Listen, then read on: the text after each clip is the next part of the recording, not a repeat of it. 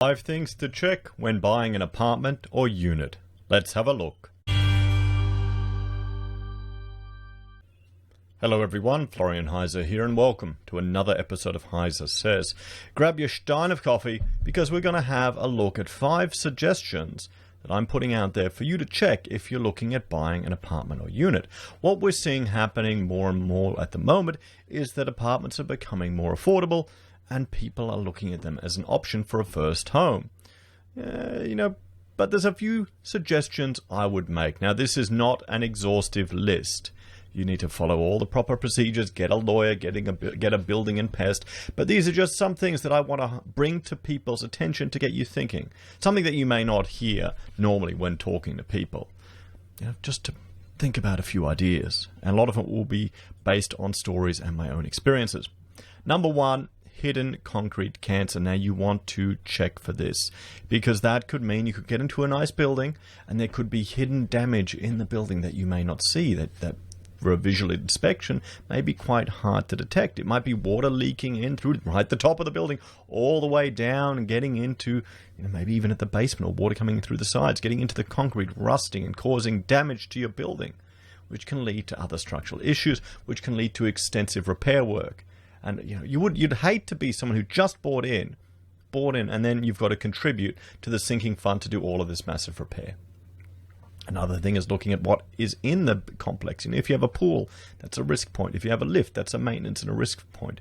And we'll suggest going through all the minutes, but you want to look at some of these issues. Now, the reason why I'm bringing this to your attention in particular, and here's another picture I found. This is an image I found just on Google search. It was a building and pest inspector identifying these type of things. I mean, look at that. They've got all the props up there now. One of my father's first jobs, when he came over to Australia from Germany, he was hired by the concrete house building project down in Victoria. And this is public housing, precast panels. And his job was to find out why it was cracking, why all the concrete was cracking. It didn't have enough cover. He got out there and he realized that there wasn't enough cover from the Rio to the face of the concrete, so it was causing cracks, causing issues. So you've got to be careful about these things, guys. And you've got to be aware that you could be buying into a big problem. It's like buying a second-hand motorcycle. You're buying someone else's problems, guys. Same thing with apartments and buildings. You need to go and check. Now, this is the tenancy we used to have. I haven't always worked from home. We had a tenancy out in Yeronga, South Brisbane there. And, we fitted it out nice. It was good. And just around the other side of this wall here was the plant room. We were in the that was the street level, but there was a whole bunch of shops above us. We were in the area that had less pedestrian access, or pedestrian traffic, which didn't really matter for us. But now the other side of this wall, and I've tried to find a photo of it. I went around there, and that was where the whole switchboard and everything was, and there was some toilets there, and I remember going into that switchboard because all of a sudden there were workers coming to and fro. I walked in there just to have a sticky peek, and what I had seen was a whole bunch of exposed Rio and concrete. There was concrete cancer all throughout this building, and what they did is they didn't repair it, they just hid it. They got some metal plate, put it on top, hid it so you couldn't see it. Now, the people who owned this building sold it. And that's when they encouraged me to extend my lease for another 3 years. They'd, lock me in at this cheap price and give me a month free. I didn't realize at the point that I was actually adding value to their asset. Now I'd probably be a little bit more skeptical about any of those deals. And they had someone walking around outside doing a valuation, doing an inspection. They'd missed all of these issues that are in the building. And when we left, it started to manifest. Water started to leak through. It was getting inside the building, coming through, and this was when I'd already stripped everything out. I still had the flooring in there, but I saw that we were getting leaks and damage coming through from the ceiling down into it. So water can get in everywhere. Water is your number one enemy in any construction at all. That's what we're taught at. Well, we're not really taught that well enough at architecture school at university, but it's what you're meant to be taught. It's about keeping water out of buildings. Water is the enemy. So that's when you design a box cutter, you need to make sure you've got emergency overflows. It means you've got ball guards so it doesn't get jammed up, because if the water flows through, you can get mold damage, you can get structural defects, and it can take time and be insidious. My father, who was a builder, he did a project for a client, renovation, and all of a sudden some water damage started coming in. What had happened is the water was tracking down along the new trusses from an existing part of the building, going all the way across and appearing in the new extension. So we had to go in and repair some existing defects.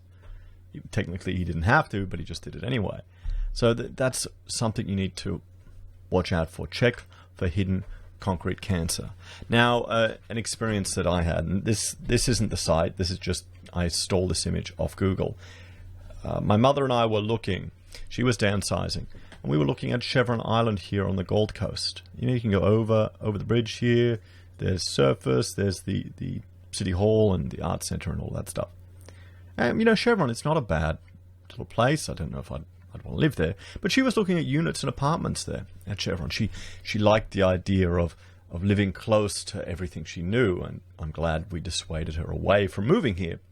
But we were walking around, looking at about to have an inspection, and we were just bumped into someone walking out of the building we were waiting for, and he just happened to let slip. We were asking him, what's the building, what issues are there? He mentioned, and there is this concrete cancer there, you've got to be aware of it. So there's another owner that fortunately was letting people know about it. So make sure you talk to people in the buildings if you can. Go in the basement and have a look for patching, look for repair work, because you could be buying a building and then you're responsible. You could have a big bill coming because of this. And that's fairly typical. There's lots of issues on the Gold Coast, guys, because we're so close to the sea and the water is everywhere. Just keep an eye out for it. That's number one that I would check. Okay, go in the basement. Because when you get a building and pest inspection, they may only check your apartment. You want to get them to check the basement. You want to get them to check the plant room. You want to get them to check the roof. It can cost a lot. But if you're spending a lot of money on it, make sure you even get up there yourself and have a look. Get a builder mate, give him a carton of beer and get him to come along with you. And he can warn you, or she can. Number two. Now, this is a little bit of an out there one. Search for other development applications around where you're buying. Have a look at other ones. If the people who were looking at buying at a Mascots had done a search, they could have seen that the neighboring development that they're having issues with did a dilapidation report of their Mascot building. Often construction builders, anyone, if you're doing a project, you should do a dilapidation report of the surrounding buildings so the neighbors can't do the dodge and claim, oh, look, you cracked this, you damaged this, try and get some moolah from you, some cash from you. And if at all possible, it may identify issues with your building. If you can't find it online, this shows you here some of the defects or just issues and damage that was there. Paint flicking. Some of it's little things. They literally record everything. This is very thorough. All the issues there, cracking and other stuff. It's a visual inspection. And, to find this type of stuff, you'd go through, just search PD online, planning and development online for your city or for your town. And that's one way to get it. But if you can't find it, if they're not putting those reports out there, it's rare to see it in a town planning submission, but get on the phone. Ring up the developer, ring up the people who's doing the construction company. Go, I'm thinking of buying next door. Have you done a DLAP? Have you done a dilapidation report? Could I have a look at that, please? It can't hurt. It can't hurt. For them, it's good that more people are aware of the existing damage in the neighboring buildings, so they can't be blamed for it. So that's just one thing to consider. Number 3, complete a company search. Who are you actually buying off, and what is the company worth? Like Heise Proprietary Limited worth $12 in shares. And because this is when Raylan went under, and big builder down in Sydney, big developer. These are all their different companies. Everyone, look at them all. What's familiar with that? Ocean Avenue 1, Ocean Avenue 2, Ocean Avenue 3, Ocean Avenue Holdings. Raylan nominees. They're companies for specific, it looks like specific buildings or specific parts of projects, specific developments. So if you're buying off them, what assets do they have? You know, who can you go for if there's defects or there's long-term issues? Builder generally has to give 7 years, or is liable for 7 years of the building. Does it matter if the company's worth nothing and they can phoenix it and it can disappear? So do the search, everyone. Find out who you're doing business with. You may not even be able to get a personal guarantee. You may be buying off someone who's got nothing. You know, essentially a proprietary limited company that has nothing. You can do those searches on ASIC, everyone. You can search the ASIC registry. There is a fee you have to pay for that, but if you haven't done it, get used to doing it, particularly if you're buying a property. And don't just count on your lawyers to do that all for you. You need to take a bit of responsibility yourself to do it. Even if you're getting that close to making an offer, find out who you're doing business with, how many companies you got to go through to get to someone who actually has any money. Also, you can look at ASIC insolvency notices here too. So you can see, then this is where I found this here.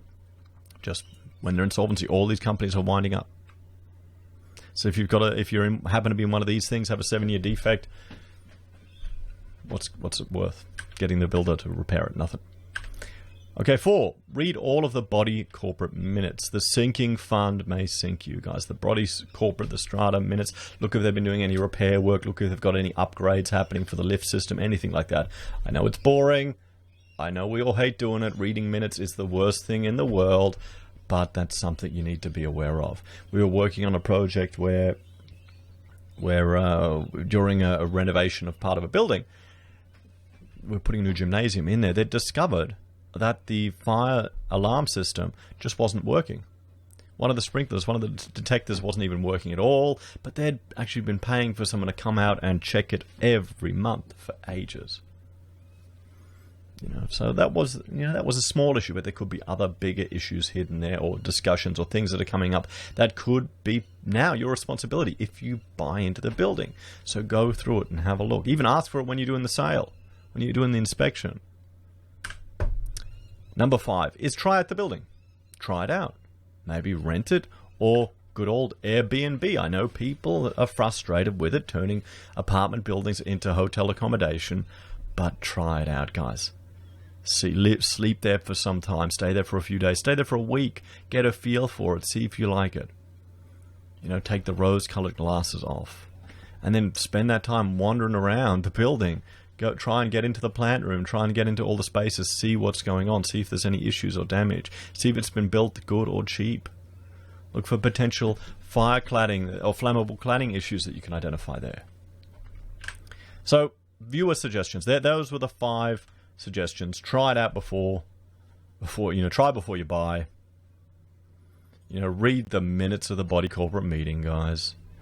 You know, do the searches so you know who you're actually buying off and who you have to go through, and look for hidden concrete cancer, everyone. Oh, and other development applications. You never know what you can find from the neighbors. So let's have a look at viewer suggestions. So I put a question up to everyone, and I asked, what advice would you give for people to look out for when they're buying an apartment? Okay, so let's bring this up. Come on. So we'll do the newest, and I'm going to have a shot of coffee while that loads. So these are questions that I put out to the viewers. So Jessica is going, not in the 20s or 30s. Okay, so don't even buy. Billy the Kid, good luck, you're going to need it.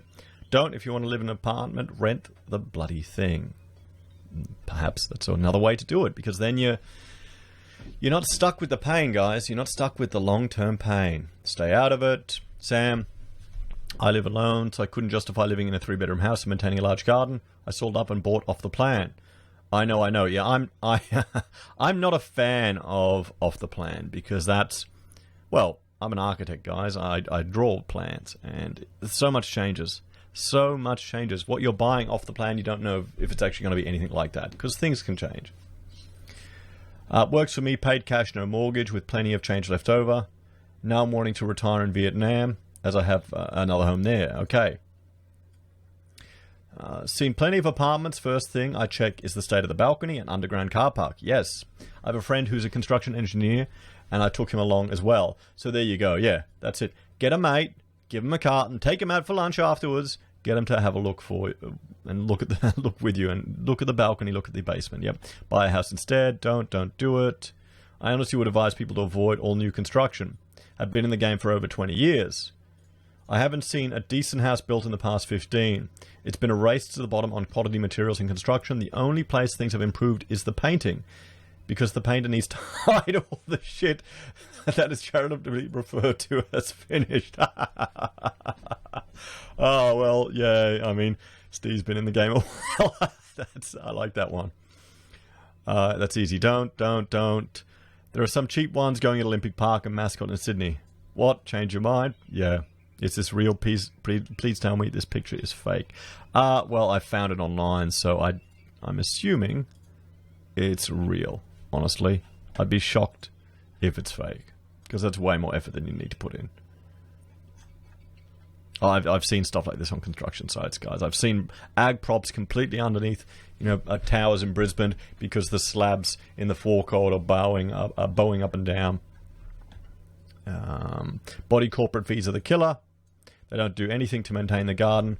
Fees keep going up every year. Now that's an issue too, because body corporate needs to maintain these buildings, everyone. I mean, how many of you have actually joined a body corporate and become a part of it? That's a consideration. I mean, it sounds like a nightmare to me, but check the body corporate minutes from recent repairs.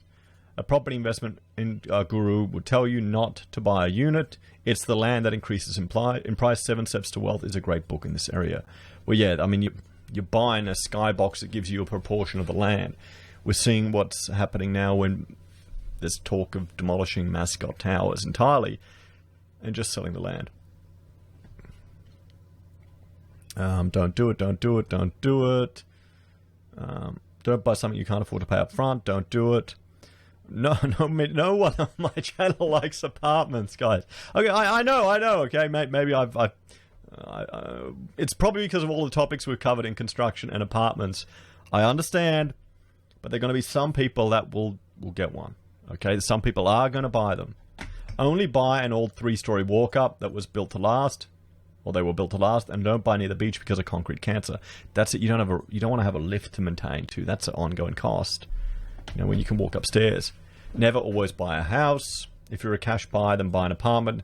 If you have to rip out loans, then don't bother.